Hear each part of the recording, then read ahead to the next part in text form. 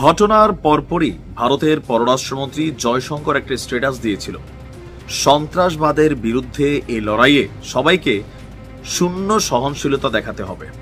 এখন এই কথাটার একটা ইউনিক মেসেজ ছিল কাদের জন্য? বিশ্ব নেতাদের জন্য। ভারত বিশ্বকে একটা মেসেজ দিতে চাইছে, তারা যাদের বিরুদ্ধে অভিযান পরিচালনা করছে অপারেশন সিন্দুর, এটা বেসিক্যালি সন্ত্রাসীদের বিরুদ্ধে। কিন্তু দিন শেষে যখন ফুটেজগুলো আসলো, লাইভ জিনিসগুলো দৃশ্য দেখলো, সারা পৃথিবী দেখলো যে সাধারণ পাকিস্তানিদের বাড়ি ঘরে, মসজিদে এই হামলাগুলো হয়েছে। যদিও ভারত দাবি করছে এখানে বিভিন্ন সংগঠনের লস্করি তৈয়বা বা কি যে সংগঠন আছে তাদের অনুসারীরা প্র্যাকটিস করতো, এখানে অস্ত্রশস্ত্র রাখা হইতো, সেই কারণে সুনির্দিষ্টভাবে তারা সুনির্দিষ্ট জায়গাতে আপনার এই হামলা চালিয়েছে। এই ঘটনার পর আমেরিকার অবস্থান কি? ট্রাম্প বলছে এই হামলাটা লজ্জাজনক।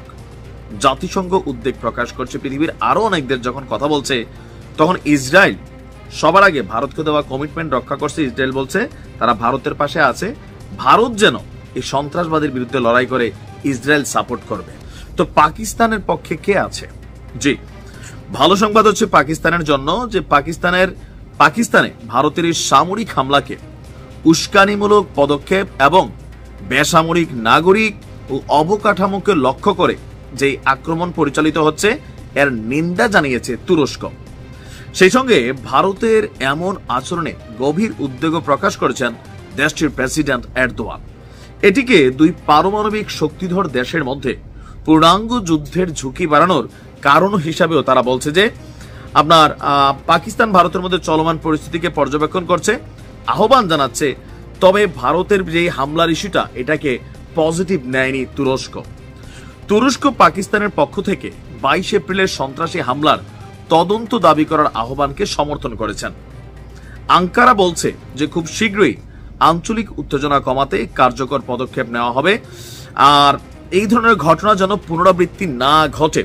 এখন তুরস্কের যে সাপোর্টিং এর জায়গাটা, যেটা পাকিস্তান এই ঘটনার পরপরই বলছিল যে কাশ্মীরের পেহেলগামে যে ঘটনা ঘটেছে এখানে পাকিস্তানের সংশ্লিষ্টতা নেই। ইভেন যে সংগঠনটির পক্ষ থেকে এটার দায়ভার স্বীকার করা হয়েছিল, তারা যখন পাল্টাবার দিল যে তাদের আইডি হ্যাক কইরা এখানে দায়ভার স্বীকার করার একটি স্ট্যাটাস শেয়ার করা হয়েছে, তখনও পাকিস্তান বলেছে যে চীন, রাশিয়া অথবা জাতিসংঘ অথবা অন্যান্য যে মিত্র দেশগুলো যারা ভারত এবং পাকিস্তানের সাথে সুসম্পর্ক আছে তাদের মাধ্যমে একটা নিরপেক্ষ তদন্ত করা উচিত যে এই ঘটনা আসলে পাকিস্তানের কোনো সংশ্লিষ্টতা আছে কিনা এবং পাকিস্তান এতে পূর্ণ সহযোগিতা করবে। কিন্তু এই ঘটনায় মোদীর সরকারের যে অবস্থান ছিল, অনেকেই বলছেন পরিকল্পিত, এমনকি এটা নিয়ে এখনো গবেষণা হচ্ছে, তথ্যপাত্র একটা করা হচ্ছে। তো এর মাঝখানে ভারতের এই অপারেশন সিন্দুর যেটা গতকালকে মোদী পরিচালনা করেছেন তার সরকারের মাধ্যমে বা বাহিনীর মাধ্যমে, এটাকে সবাই উস্কানিমূলক এবং লজ্জাজনক বলেছেন। যদিও এরপর পাকিস্তান পাল্টা জবাব দিয়েছে। আর আমি যখন নিউজটি করছি তখন পাকিস্তানের জেনারেল পর্যায়ে একটা বৈঠক চলছে, সেই বৈঠক থেকে সিদ্ধান্ত আসতে যাচ্ছে যে এই যে আজকে পাকিস্তানের উপর হামলা হলো, পাকিস্তান আসলে পাল্টা জবাব দেবে নাকি দেবে না।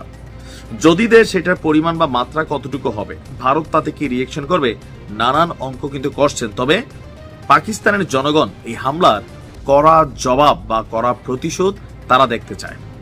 এখন এই দেখাটা সাময়িক দেখা হবে। পাকিস্তান একটা হামলা চালাবে, ধরেন ভারতের 20-50-100 মারা যাবে, ভারত চুপ থাকবে না, তারা আবার চালাবে, আরো পাকিস্তানের 200-100 মারা যাবে। আর এই মারা যাওয়া যাবের খেলায় এই সংখ্যা বাড়তেই থাকবে, কারণ যুদ্ধ কখনোই শান্তি বয়ে আনে না। ভারতের যেমন কূটনৈতিক সমর্থন আছে ইন্টারন্যাশনালি, পাকিস্তানেরও কিন্তু আছে। এই যুদ্ধ ইন্টারন্যাশনাল লেভেলে চলে যাবে।